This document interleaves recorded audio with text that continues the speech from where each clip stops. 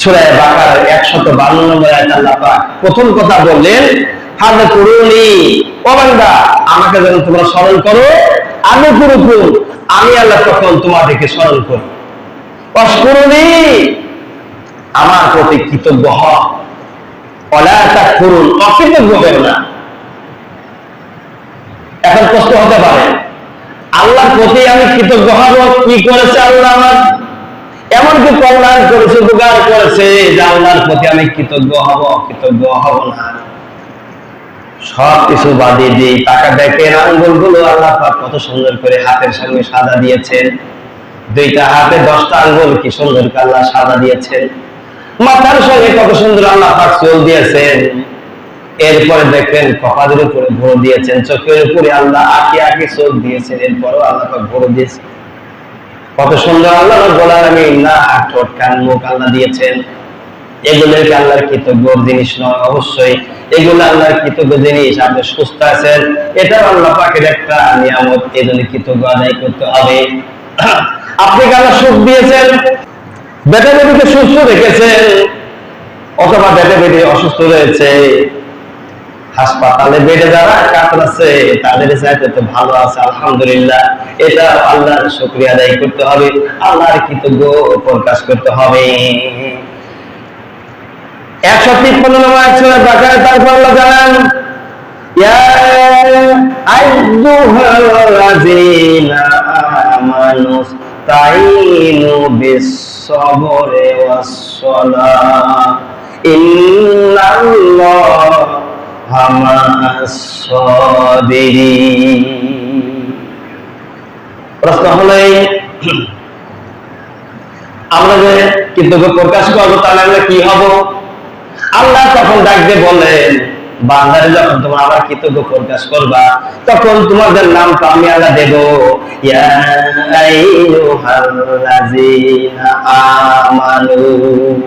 তোমরা তখন ঈমানদার হয়ে যাবে, দিনদার হয়ে যাবে। তখন তোমাদের কাছে ডাকতে বলবো, ওকে যায় ঈমানের দাবি করো, বিশ্বরের সলা, তোমরা প্রার্থনা কামনা করো ধৈর্যের মাধ্যমে।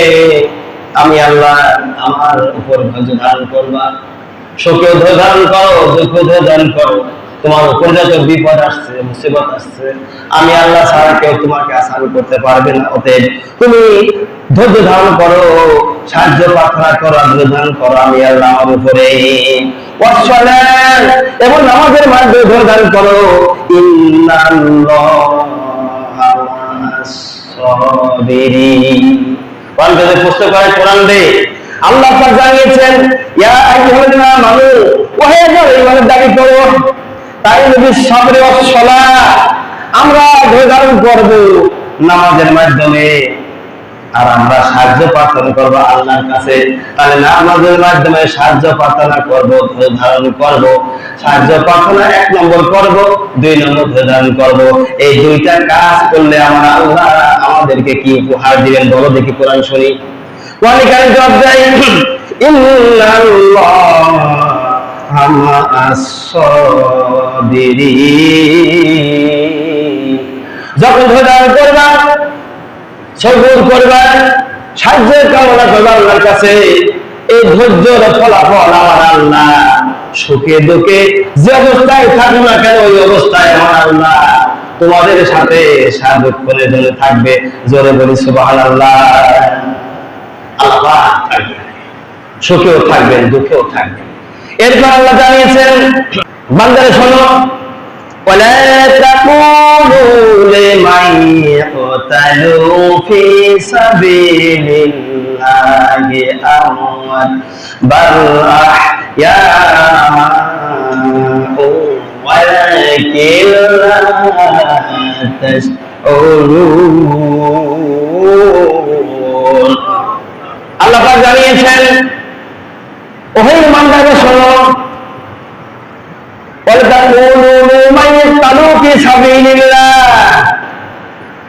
মুমিন যদি হয়ে থাকো, ধৈর্য ধারণ করে থাকো, যদি সাহায্য প্রার্থনা করতে থাকো আমার উপরে, তাহলে আমি আল্লাহ আমার পথে নিহত হওয়ার জন্য তোমরা তৈরি হয়ে যাও। যদি আমার পথে নিহত হও, আমি আল্লাহ তোমাদের কি দেবো তাকে তোমরা জানো। ওয়ালা তাকুনু লিমান ইয়াকতালু ফি সাবিলিল্লাহ, আল্লাহর রাস্তায় যারা নিহত হয় আর যারা জীবন দেয়, আল্লাহ পাক বলেন ফি সাবিলিল্লাহি বিআমওয়াল। আল্লাহ পাক জানিয়েছেন, রে ইমানদার জিন্দারা শোনো, তোমরা আমার রাস্তায় যারা নিহত হয় তাদেরকে মৃত বলো না, তারা জিন্দা। ওয়ালা তাকুনু লিমান ইয়াকতালু ফি সাবিলিল্লাহি আমওয়াত, আমি আল্লাহ আমার পথে যারা নিহত হয় তোমরা তাদেরকে মৃত বলো না, তারা জিন্দা। তাদের খাদ্য খাবারের ব্যবস্থা আমি আল্লাহ আমার কুদরতি ক্ষমতায় করে দিই, বলি সুবহানাল্লাহ। অপরদিকে আল্লাহ পাক জানান, তোমাকে ইমানদার দিনদার পরেশগার, তুমি মুত্তাকি দাবি করতে পারো, মুত্তাকি তাসবিহ পড়ি, কোরআন পড়ি, হাদিস পড়ি, নামাজ পড়ি, কালাম পড়ি, সমাজের ভালো ভালো কাজ করি, ইসলামের রাস্তায় আমি ভোটগুলা করি, ইসলামী আন্দোলন করি, আমি আল্লাহর মুমিন বান্দা, নেক বান্দা, ইমানদার বান্দা, দিনদার বান্দা, আমার মতো বুজুর্গ এই মহল্লে আর কেউ নাই।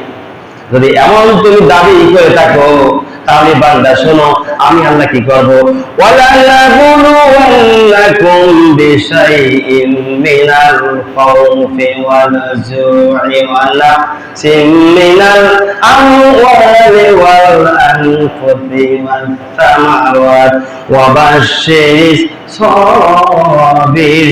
সাবিরিন। আল্লাহু আকবার। আল্লাহ পাক জানান দিলেন, হে ইমানদাররা শোনো, আমার রাস্তাতে শহীদ হয়েছেন তাদেরকে তুমি মৃত বলে, তারা জিন্দা। তো জিন্দা মানুষ যখন আমি আল্লাহ মরার পরে খাবার দেবো, মরার পরে তার দেখাশোনা করবো, আমার কুদরতি খাদ্য খাবার তাদের দেবো, যেহেতু সেহেতু তোমাদেরকে আমি পরীক্ষা করবো। পরীক্ষা ছাড়া কিন্তু আমি আল্লাহ ছাড় দেবো না। পরীক্ষা কোন নবীকে আল্লাহ বাদ দেয় নাই।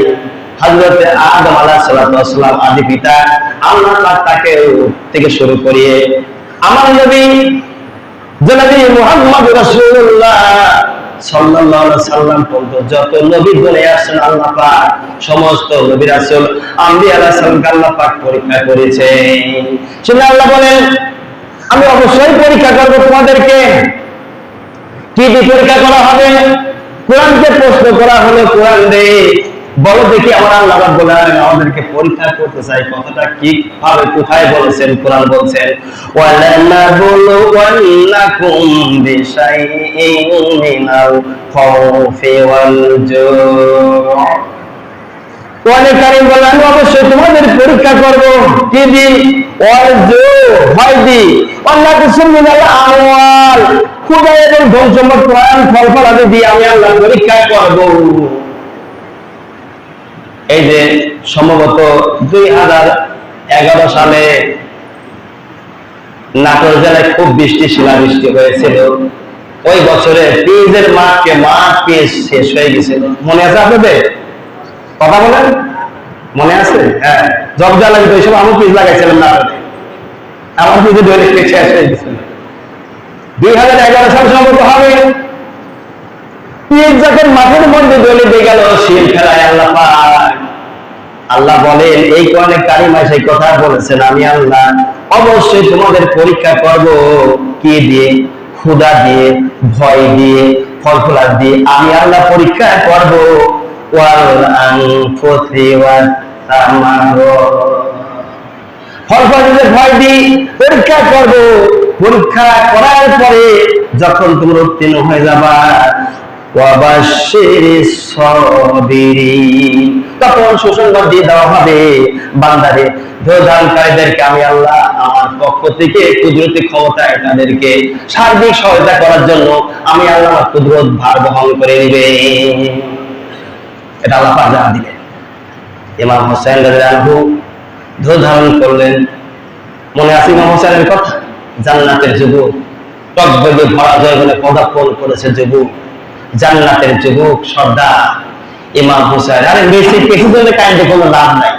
আমার দেশের এক শ্রেণীর যুবকেরা বুড়ারাও কিছু দেখলাম মেসি কেসের জন্য কাঁদতেছে, আর্জেন্টিনা ব্রাজিলের জন্য কাঁদতেছে। যে আর্জেন্টিনা ব্রাজিল ফিলিস্তিনের মানুষের হত্যা করার জন্য, ফিলিস্তিনি মানুষকে হত্যা করার জন্য, ফিলিস্তিনিকে পর্যায়বরণ করার জন্য ব্রাজিল আর আর্জেন্টিনা সাহায্য সহায়তা করতেছে। আর ব্রাজিল আর্জেন্টিনাকে সাহায্য সহায়তা করছে বাংলাদেশের অনেক মুসলমান, নামধারী মুসলমান, নুনকাটা মুসলমান, এরা সাহায্য করে সাপোর্ট নিয়েছে। চিন্তা করলো না যে ফিলিস্তিনের মুজরা আকসা মুসলমানদের প্রথম কেবলা, সেই প্রথম কেবলাটাকে কেন্দ্র করে জালেম নিষ্ঠুরেরা, ইসরায়েলের বংশধররা মুসলমানদের অত্যাচার করেছে, জুলুম নির্যাতন করে মুসলমানদেরকে মেরে শেষ করে ফেলতেছে আজ 50টা বছর যাবত ধরে। আর সেই ইসরায়েলদের সাহায্য করার জন্য আর্জেন্টিনার ব্রাজিল উঠে করে লাগলো যে যা লাগে, অস্ত্র লাগে দেবো, সৈন্য লাগে দেবো, তাফসির লাগে দেবো, সব দিয়ে সাহায্য সহায়তা করবো।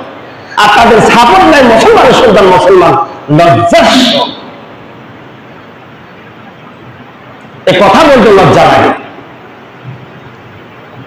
মেসির পক্ষ হলে মেসি কত বলল হচ্ছে তাকে জানা আছে? ওর মেসি বলে ওরে বলে কেসি, ও মেসি বলে কেসি, কেসির পক্ষ নয়। কিয়ামতের মাঠে ও তরুণ যুবক, তোমার কোন হাত দিয়ে পতাকা উড়াইছো, কার পক্ষে? কোন মুখ দিয়ে কথা বলেছো? ফোনের মাধ্যমে যোগাযোগ করে এক করিয়া কোনটা খুলতে তুমি খিচুড়ি পাকায় খাইছো, জন্মের খাবার। মনে হয় যেন বাপ দাদা মরেছে, তুমি খিচুড়ি পাকায় লোকদেরকে খাওয়াতে নিজে খাইছো। কিয়ামতের দিন তোমার হাত আর পা, আল্লাহর কসম করে বলছো, আল্লাহ আল্লাহ শপথ, মাথা থেকে পা পর্যন্ত কিভাবে হেঁটে গিয়েছো, কিভাবে হাত দিয়ে পাকাইছো, কিভাবে হাত দিয়ে দিয়েছো, কিভাবে টাকা ব্যয় করেছো, কিভাবে মুখ দিয়ে কথা বলেছো, আল্লাহর নিয়ামতের নাফরমানি করার জন্য হাসরের ময়দানে তোমাকে অবশ্যই জবাবদিহিতা করতে হবে। তরুণ যুবক, কোন দিকে যাবা?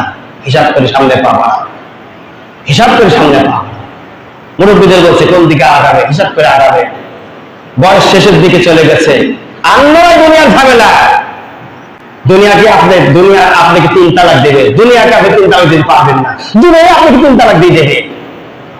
এবার কেমনি দেবে? এক কথা বলতে, কথা তো সে অনেক। মিনহা খলাকনাকুম ওয়া ফিহা নুঈদুকুম ওয়া মিনহা নুখরিজুকুম তারাতান উখরা। এই মাটি দিয়ে তোমার তৈরি করা হয়েছিল, মিনহা খলাকনাকুম, এই মাটি দিয়ে তোমাকে তৈরি করা হয়েছিল। ওয়া ফিহা নুঈদুকুম, মাটিতে তোমাকে রাখা হলো, ওয়া মিনহা নুখরিজুকুম, তার উপর আবার মাটি থেকে তোমাকে তোলা হবে। এই 3টা কথা দিয়ে দুনিয়া তোমাকে তালাক দিয়ে দেবে। দুনিয়া তোমাকে তালাক দিবে, দুনিয়াকে তুমি তালাক দিতে পারবে না।